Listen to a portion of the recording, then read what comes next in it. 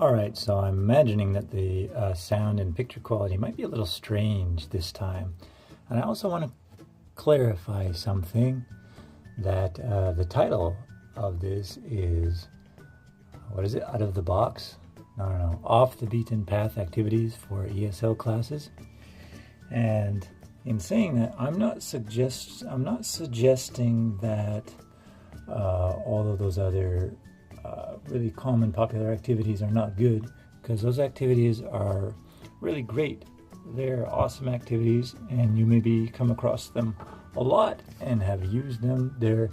They are staples in many classrooms.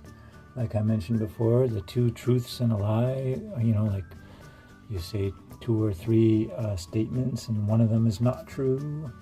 And then the students have to ask questions and try to figure out which ones are not true. And then you ask the students to do the same and try to tell 2 truths and a lie.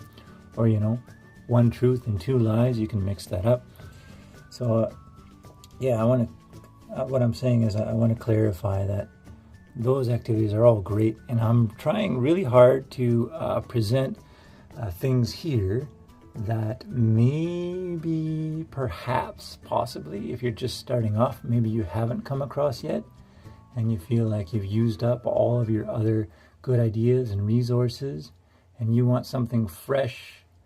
Maybe it's even mostly for you that your students maybe aren't bored, but maybe you're kind of bored and you want to try something different. So here's another one that could definitely be a challenge for students, and it was made popular from a good friend of mine, Mr.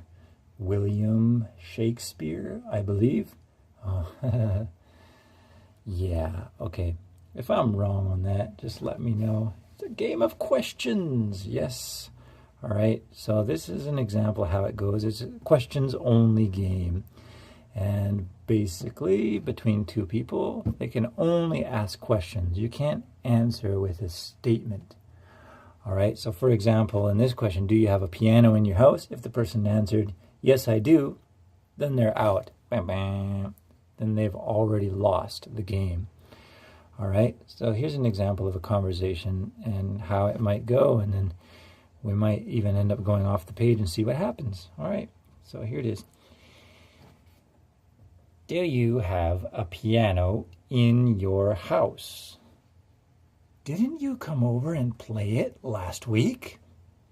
But is it still there? Do you want to come over again and see? When are you free? All right, so you get the picture there. Could go on and on and on. Do you want to come over again and see? When are you free? Do you have a pen? I don't know why they'd say, do you have a pen? Perhaps. When are you free? And then the next person maybe answers, do you have a calendar? So this is another one of those activities that may be actually for a higher level. And I believe it can be used also at the intermediate level. But for beginners, this would be actually really hard unless you give them lots of hints, like let them know that the question doesn't have to be so complex or complicated. Like, it doesn't have to be, didn't you come over last week? Do you have a piano in your house? The next person could answer just, do you really want to know? Or, yeah, something. Anyway, this is a cool activity. It's the questions only game. And since since last week, in the last few days, I've missed posting some of these, so I'm going to add one more. Wow, this is 2 for 1 today. That's awesome. So let's go to this original question. And this game is a little similar, and it's perhaps it's a little easier. I don't know if it's easier. It's just challenging in a different way. And it goes like this. So basically, from either side, you can't answer yes or no, which means that variations of yes or no are also not allowed, like yeah, no, uh-huh. Those are also not allowed. So it would go like this. Do you have a piano in your house? I do not have a piano in my house. And then it doesn't matter. The other person can keep asking questions, or this person can ask questions. Just whoever comes up with the question first. The interrogative sentence first. Because you interrogate people. That's why it's called an interrogative sentence, because you're interrogating them. Stop interrogating me! I want the truth! Okay, sorry about that. I got a little sidetracked. So, I do not have a piano in my house. Do you play? So they asked them the question, do you play? So this person maybe gets a little creative and answers, I wish.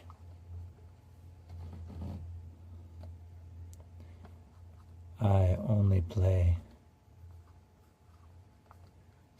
Yeah, let's go for something funny. Bagpipes. I do not have a piano in my house. Do you play? I wish. I only play bagpipes.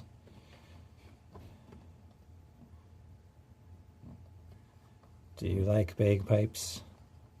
Simple question.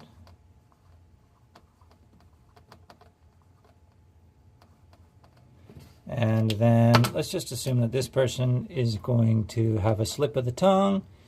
And at first they think, yeah, I got it. Not really. That's fine.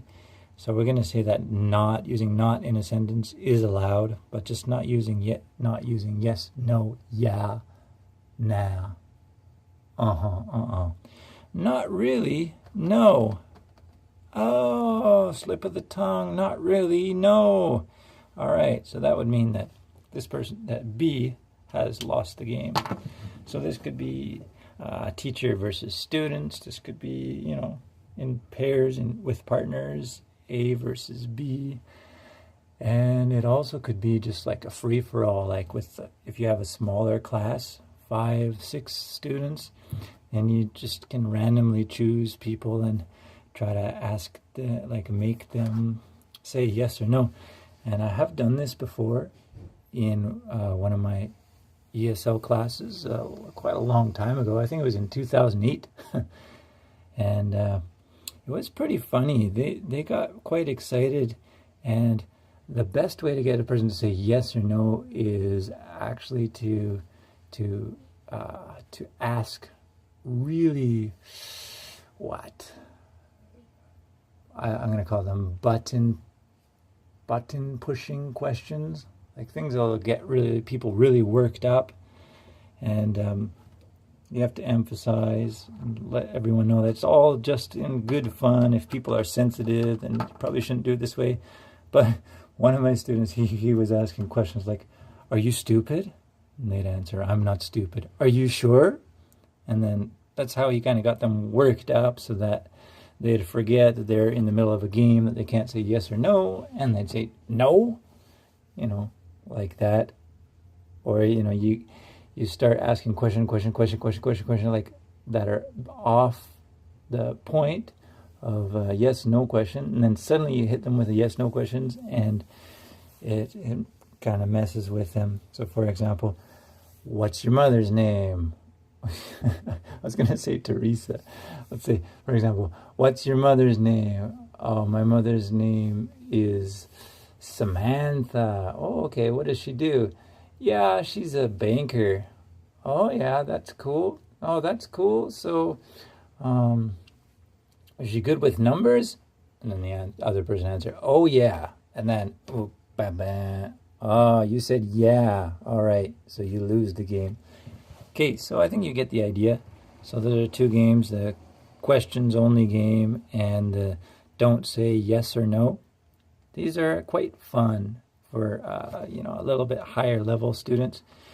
I think I tried once with some lower level, like beginner students, and it kind of bombed. So, as I mentioned before, just know your students and try to read them properly. Try to read them right. And if you figure out that it's not working, then you could always go to another one of the activities that I've already posted, or there's tons of stuff on the internet, tons.